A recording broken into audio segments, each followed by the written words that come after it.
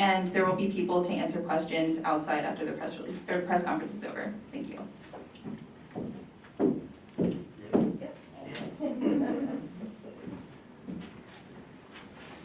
Well, good morning, everyone. Good morning. If you don't mind, I'm going to remove my mask. Thank you all very much for joining us here today for this important announcement. I think it's important that we come here today, and as I was thinking on the way in, Jeff, was probably about, Dan, 3 years or so ago, Senator Ward, you may have been there as well, when we came together as a group, probably in January, February of 2019, talked about the need to provide resources to the community organizations and groups to allow them to protect themselves, places of worship, places where people come together. And I'm happy at that time we were able to do some very positive things along those lines. And today we're here to announce that we're going to continue to be able to do those type of things. I think as we think about today, a Holocaust Remembrance Day, we always talked about, never again. All right, and so I think as today we recognize and honor those millions of lives that were lost. We also know that we have an obligation to ensure that those type of things are things that occurred. Certainly we know in the aftermath of Tree of Life and coming together in the aftermath that we take steps to be able to address those. But it's just not in one particular religion. It's also other folks who have come together and who've recognized, other folks have recognized that they are vulnerable to attacks. I mean, we know right now anti-Semitic attacks are on the rise, and incidents are on the rise, and these resources that we put together help address that. I'd be remiss if I didn't take just one moment to recognize the folks who really have worked hard to make this happen in Harrisburg. Certainly on the Senate side, my colleague Senator Kim Ward has been very supportive of these efforts for a long time, and we're appreciative of that. Representative Dan Frankel has been the champion in this space, probably more than anybody else, and I'm going to say, Dan, thank you. But the folks behind the scenes that you don't know or don't see, Hank Butler, I know there's Hank somewhere here, right, in the back. Hank, and Mark Mikhailo from our Senate Appropriations Committee. Those two guys, more than anybody, have been working hard to coordinate and bring all of us together to ensure that we're able to provide these resources as we go forward. We are providing an additional $4.5 million to this program to ensure that we take steps to address those folks that, who fall into a category.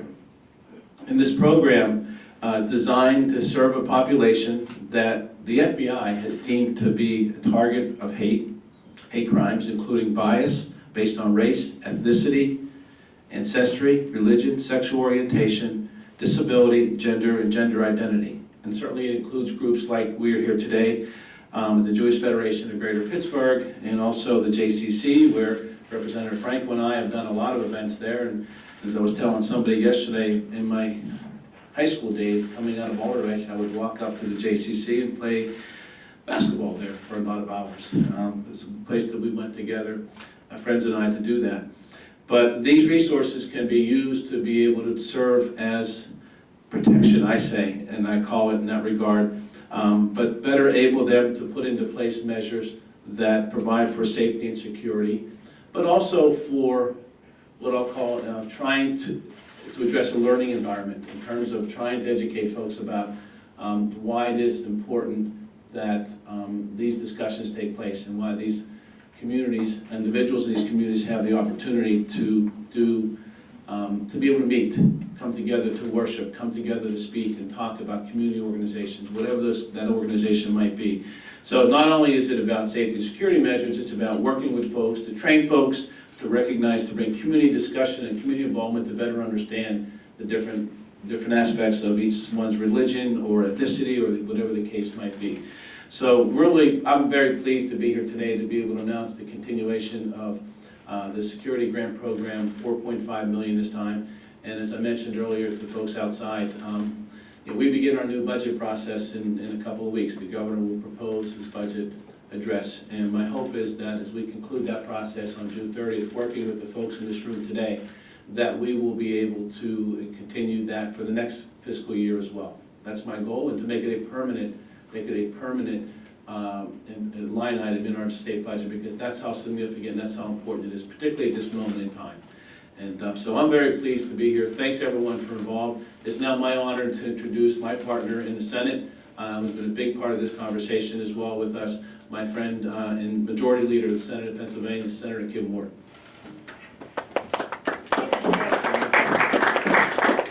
So good morning. This is the second day in the row that Jay and I have stood bipartisanly, and we're going to start scaring the public if we can stop. So it is very, very nice to be here for such a positive happening.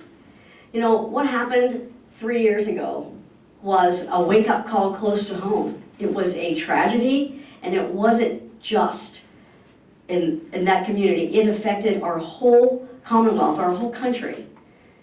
Hate is strong. It is strong, and we need to fight back, and we do that with these security grants. You know, and I support my colleague here with not only making them permanent, but when I see how many organizations weren't able to get them because we didn't have enough money in it, I say with the huge budget that we have, we should look at increasing that amount so that everyone can go to church, to synagogue, to wherever they worship and feel safe, and so that our kids in our schools can feel safe. It's a scary world, you know, and I thought as a mom, you know, my kids are growing up and I can calm down a little bit, but you can't because you have nieces, nephews, friends, grandbabies. And we need to make sure that we can protect everyone the best we can, and it's tough. I mean, you never know where a crazy person is going to show up. You don't know where they're coming from. You don't know who they are. They just show up. So this security grant, and hopefully as we continue with increased security grants and make them permanent, will go a long way in helping everyone proceed with being able to do what they have the right to do. And I just want to tell one little personal story. Hank back there, you know, he's a great advocate. I went to Israel with him, and we went to a little town. We had to wear all our headgear because they were lobbing bombs across the border. Right, Hank, what was the name of that town? Do you remember the name of that town? Nativot. It was the little sister of the Philadelphia Right, Jewish Nativot, Federation. yep. And so instead of moving out, instead of the Jewish community and the folks moving out away from that, they were moving in. And that is strength. That is resolve. And that is how we should all be in defending what we believe and not have to worry about being, you know, assaulted, being murdered. So I'm very, very pleased to be here today. And of course I had notes and followed none of them. My press person told me yesterday after a couple press conferences, I'm not writing anymore. Okay. So thank you so much. I look forward to working with my colleague, Senator Costa, who led the way on calling all of us to see if we could come in on these grants and making them even stronger and better. So thank you.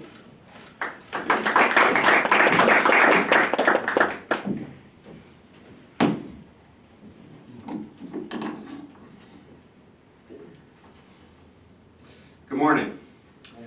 I'm Representative Dan Frankel, and I represent the Squirrel Hill community in the state legislature, and I'm really pleased to be here with my colleagues in the state senate who've been such an integral part of getting these security grants done. Senator Costa, Senator Ward, we could not have gotten this done without them, and I want to also thank leaders in the Pennsylvania House as well. You know, as I do many mornings, this morning I was at the JCC, and I usually get my workout in before I start the day. And I've got to tell you, you know, it's certainly, you know, on the political machine or swimming in the laps in the pool, it's on my mind. You know, that you know, what happened 3 years ago, what happened a couple of weeks ago in Texas, you know, those things, you know, are always there as you're trying to live a normal life. But I'm also grateful, I think, when I take a look at the improvements that have taken place at the Jewish Community Center, that give me some assurance that we are protected, and a lot of that was made possible by the security grants in the past, by the Jewish Federation of Pittsburgh's commitment to all the agencies here, and so grateful. But, you know, we are here today to acknowledge a central, unavoidable conflict confronting our houses of faith and our nonprofit organizations. Our sacred spaces open their doors to anyone. In the Jewish faith, we welcome in strangers and people in need as part of the work of Tikkun Olam, repair the world. In the 3 years since our community was attacked at the Tree of Life building, our clergy, our community organizations, our law enforcement, and our political leadership have all grappled with some version of the same question. How do you repair the world from behind locked doors? The answer is complicated and evolving. But one thing we know for sure, it is expensive. It is so expensive that the significant funding that we are announcing today is just one small piece of what it will take to allow Pennsylvanians to connect and worship without fear. We would like to live in a world where we didn't need to allocate millions of dollars to protect the faithful. We would like to be able to get through Shabbat without hearing about a rabbi held hostage in Texas, or a swastika painted on a home in Highland Park, just a couple of miles from here. Sadly, every day brings new reminders that anti-Semitism and other hateful ideologies are spreading, and both law enforcement and social scientists are telling us the danger of violence is high and rising.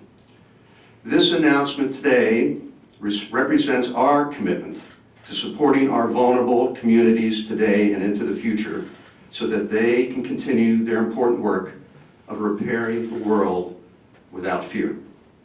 I want to thank so much Senator Costa, Senator Ward, Hank Butler, the Jewish Federation, for overcoming obstacle after obstacle to make this happen. There is more we can do and will do after today, including updating our anti-hate crime statutes to address modern threats. But I am pleased to be here today to celebrate this announcement because I feel that it will ultimately save lives and make people feel more secure in their day-to-day lives and as they observe their faiths. So I want to thank you very much and introduce my good friend, Jeff Finkelstein from the Jewish Federation of Pittsburgh.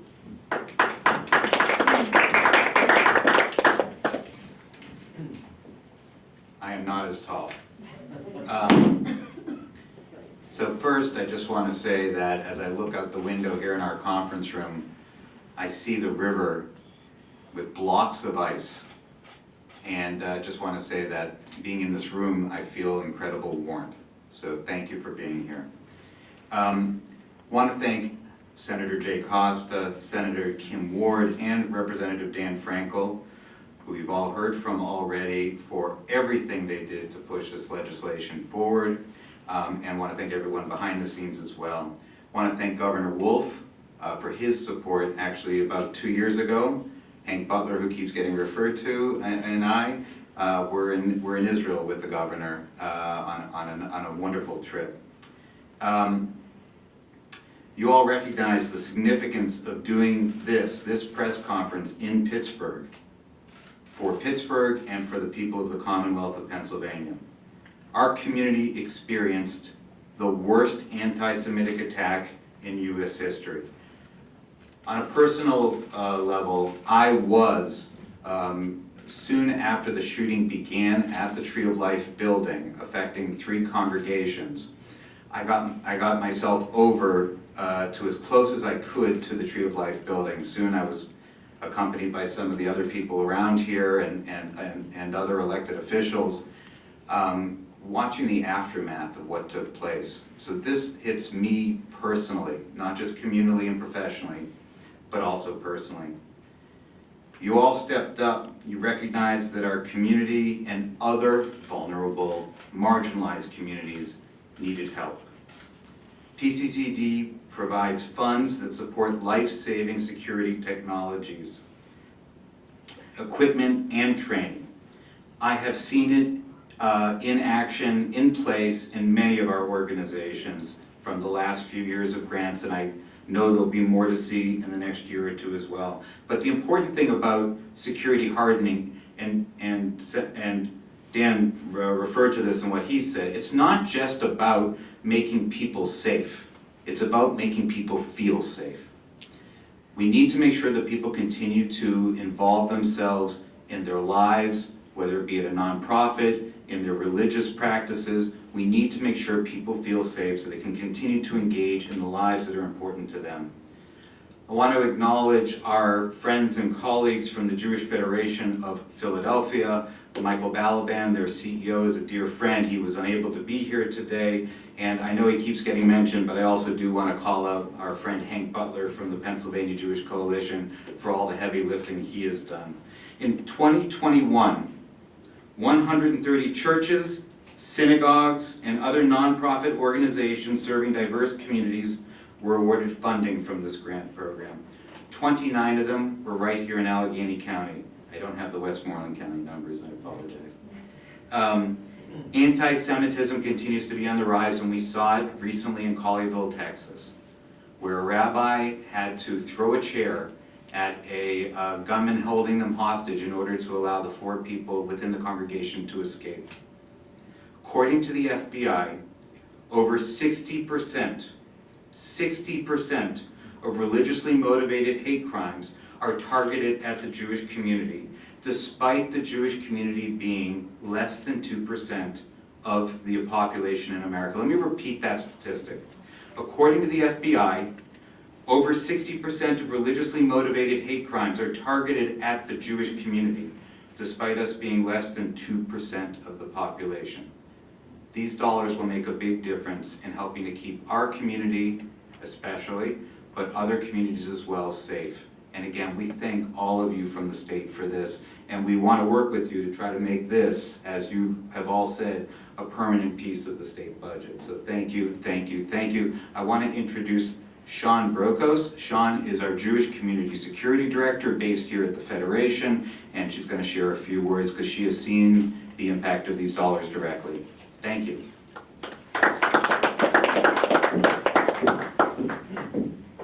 Thank you, sir. And thank you so much, Senators Costa, Ward, Representative Frankel, and of course Hank Butler in the back of the room. Much like Senator Ward, I have some talking points I've put together, but what I'm saying today comes from the heart. In my previous job, I was the supervisor for the FBI here in Pittsburgh for hate crimes. I was one of the responders at the attack on the Tree of Life building that morning. I've seen firsthand what hate can do to the Jewish community, and I've seen it to our other faith-based communities. And this grant, simply said, makes the Commonwealth safer. And that's something that we should all be able to have, whether it's in your house of worship, no matter what your faith may be, your schools, your community centers. It's something we all should have. And I could not be more grateful on behalf of the Jewish Federation of Greater Pittsburgh to be able to have access to these funds and to help our organizations, whether it's in the Jewish community or the faith-based community at large, get access to these absolute essential funds. So these funds are making our Commonwealth safer. We know anti-Semitism is on the rise. And in the Jewish community, we hear it almost every day. We're acutely aware of the threats our community faces. But we also know that threats against the Jewish community are a barometer for threats against other faith-based religions. And that's why we need to be so vigilant in terms of security. And so what does that look like? It means that we do frequent training, active threat training. We do life-saving training. We work hand in hand with our law enforcement partners. We work to secure our spaces. So when we secure our spaces, what we do is go in, and part of my role is to go into our organizations and provide a vulnerability assessment And what that really means is, how does a person looking to do harm get access to our buildings? And we put together this assessment, and we're very fortunate here in the state of Pennsylvania to have excellent law enforcement partners who will do these assessments free of cost. And what these are roadmaps, and say to us, hey, your doors need to be better secured. Maybe you need bollards to protect against a vehicular assault. Maybe you need fencing, an enhanced perimeter, lighting. These are all of the security enhancements that we make sure our locations have. And so we have these roadmaps, but what our faith-based organizations don't have is access to funds. And so this grant is what connects those dots. And without this grant, we would not be able to make these enhancements.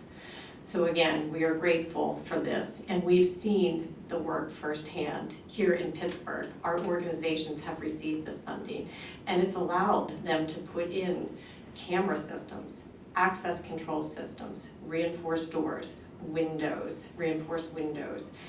And those are just a few of the many items that this grant has allowed us to install to better protect our Jewish organizations, but also our faith-based organizations. We work very closely with our other faith-based organizations to make sure that we, as a community, have everything we can to best protect ourselves.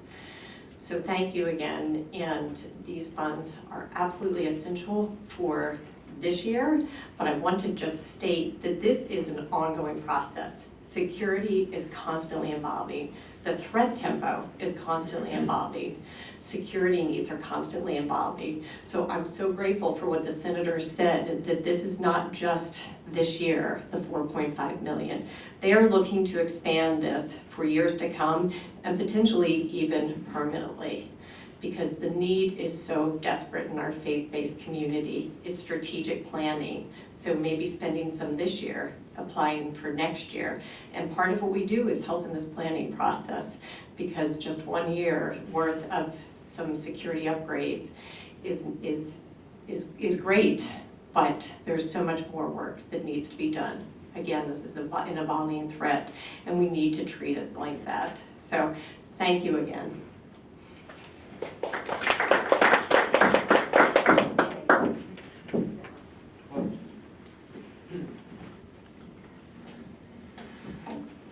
So thanks everyone for being here today, and looking forward to continued working relationship going forward, and working certainly with Hank and the statewide organizations to ensure that we're able to maintain this. Any questions that folks have? Be happy to answer any questions pertaining to this particular grant program. Okay, well thanks everyone. Really appreciate you being your attendance here today.